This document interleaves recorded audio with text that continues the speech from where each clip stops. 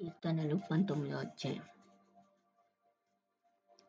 ఆకాశములు దేవుని మహిమను వివరించుచున్నవి, అంతరిక్షము ఆయన చేతి పనిని ప్రచురపరచుచున్నది.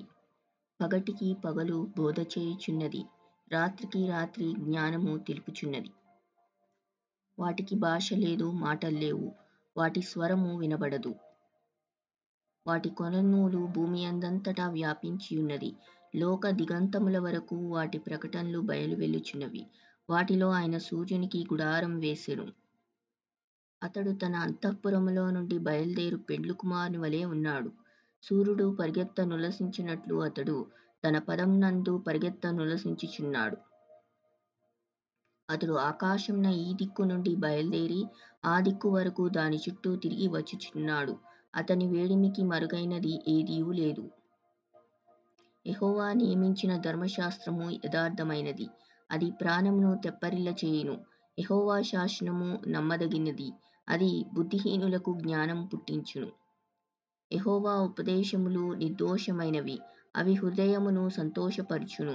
యెహోవా ఏర్పరచిన ధర్మము నిర్మలమైనది, అది కన్నులకు వెలుగిచ్చును. యెహోవా యందైన భయం పవిత్రమైనది, అది నిత్యము నిల్చును. యెహోవా న్యాయవిధులు సత్యమైనవి, అవి కేవలము న్యాయమైనవి. అవి బంగారు కంటేను విస్తారమైన మేలిం బంగారు కంటేను కోరదగినవి, తేనె కంటేను జుంటి తేనె దార్ల కంటేను మధురమైనవి.